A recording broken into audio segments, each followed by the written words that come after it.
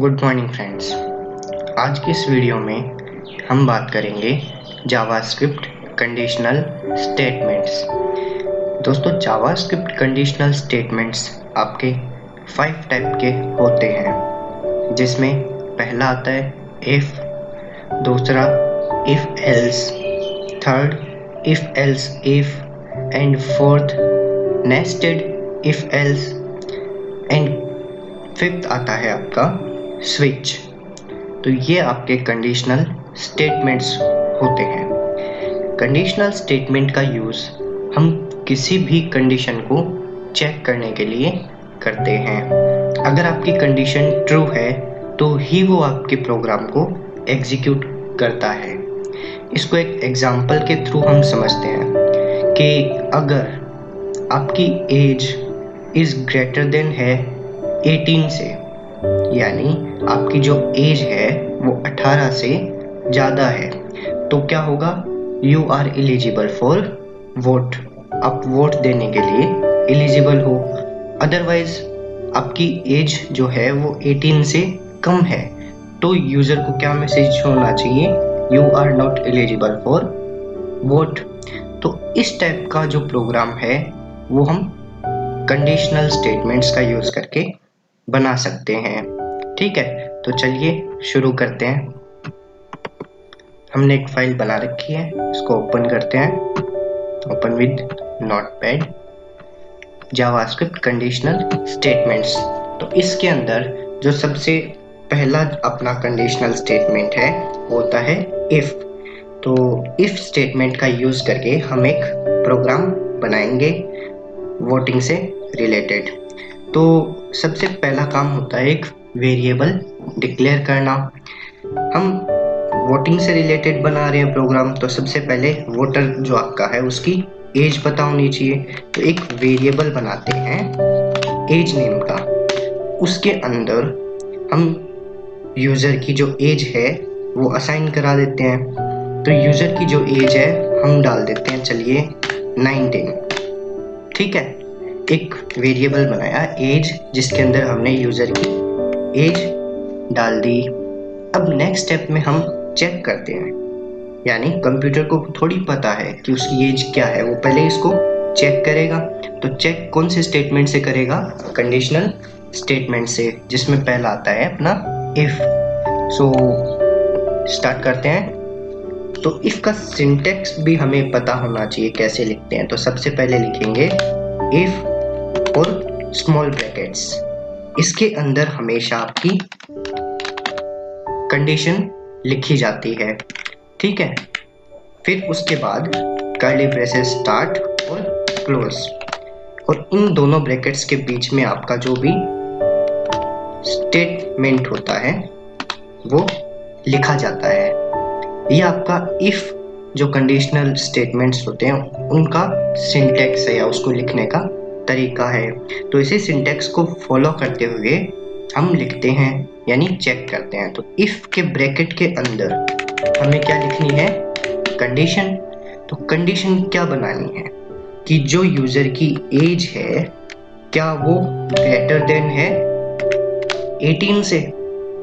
ठीक है, हमने कंडीशन बनाई कि जो एज है, यानी जो एज है वो बड़ी है क्या 18 से। अगर ये वाली कंडीशन ट्रू हो जाती है तो ही इसको अंदर एंट्री मिलेगी, और अंदर आते ही क्या प्रिंट होगा? उसका जो भी स्टेटमेंट है। तो अब इसके अंदर हम क्या लिखते हैं? अपना स्टेटमेंट। तो स्टेटमेंट हमें क्या देना था कि you are eligible for vote. तो प्रिंट कराने के लिए क्या लिखेंगे? डॉक्यूमेंट डॉट राइट, और इसके अंदर हम मैसेज दे देते हैं कि you are eligible for vote. ठीक है, हमने अंदर इसके एक मैसेज प्रिंट करा लिया। अब इसको चलिए सेव करके आउटपुट देख लेते हैं कि क्या यही आ रहा है। Control S. अब इस फाइल को ओपन करते हैं। चलिए, आउटपुट में हमें क्या मिल रहा है? You are eligible for vote. यानी ये कब प्रिंट होगा, जब आपकी कंडीशन क्या हो, जो भी आपकी ये कंडीशन है वो क्या हो, अगर ट्रू। सो इसके साथ में एक कमेंट लिख देते हैं कि इफ कब वर्क करता है, इफ वाला पार्ट जब आपकी कंडीशन क्या हो, जब आपकी कंडीशन हो ट्रू। ठीक है, जब कंडीशन ट्रू हो तो ही ये वाला पार्ट एग्जीक्यूट होता है। यहाँ पे अपनी जो कंडीशन है वो एज के अंदर क्या स्टोर है, अभी 19 कंडीशन है, एज इज ग्रेटर देन 18, तो जो 19 है वो बड़ा है 18 से, यानी कंडीशन ट्रू।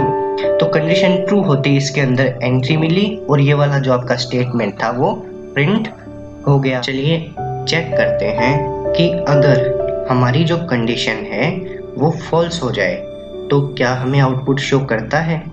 तो यूज़र की जो एज है वो कर देते हैं 15। तो इस टाइम यूज़र की एज है 15, तो 15 ग्रेटर देन 18, कंडीशन क्या हो गई, फॉल्स। तो जब कंडीशन फॉल्स होती है तो क्या हमें आउटपुट शो होता है, चलिए देखते हैं। रिफ्रेश, यानी ब्राउज़र पे हमें कोई भी आउटपुट शो नहीं हो रहा है।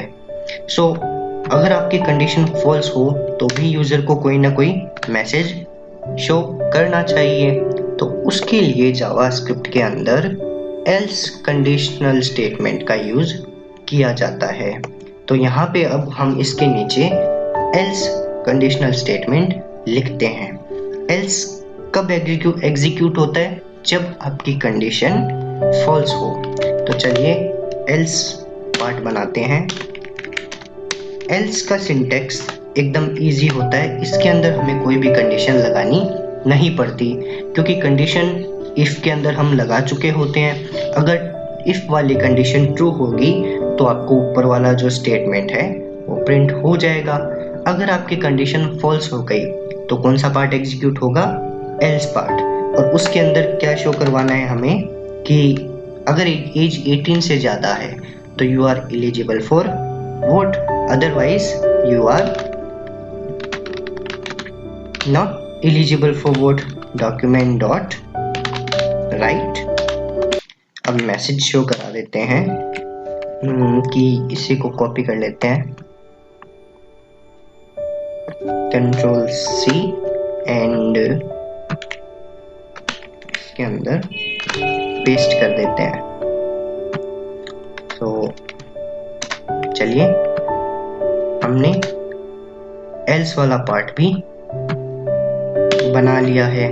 तो अब इसका मीन क्या है, अगर यूजर की एज 18 से कम है तो कौन सा पार्ट चलेगा, एल्स पार्ट।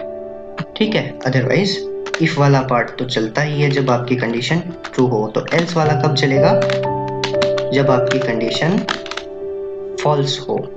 ठीक है, समझ में आ गया होगा। तो चलिए ब्राउज़र पे आके इसका आउटपुट देखते हैं। इस टाइम यूज़र की एज क्या है, 15, तो इफ़ वाली जो कंडीशन है वो क्या हो गई आपकी, फॉल्स। तो कौन सा स्टेटमेंट चलना चाहिए, जो भी आपका है एल्स वाला। तो देखते हैं ब्राउज़र पे आके, रिफ्रेश, सॉरी हमने वहाँ पे चेंज करना भूल गए, you are not eligible for vote. ठीक है, रिफ्रेश करते हैं तो हमें इस बार कौन सा पार्ट दिख रहा है, you are not eligible for vote, यानी इस टाइम कौन सा पार्ट चला, एल्स वाला पार्ट चला। यानी एल्स वाला कब चलता है, जब आपकी कंडीशन फॉल्स हो जाए। और इफ वाला पार्ट कब चलता है, जब आपकी कंडीशन ट्रू हो। आई थिंक इफ और एल्स आपको इजीली समझ में आ गया होगा। नेक्स्ट पार्ट में हम इफ एल्स इफ का यूज करना सीखेंगे। इफ एल्स इफ का यूज हम क्यों करते हैं, सो नेक्स्ट वीडियो देखते रहिएगा। Thank you.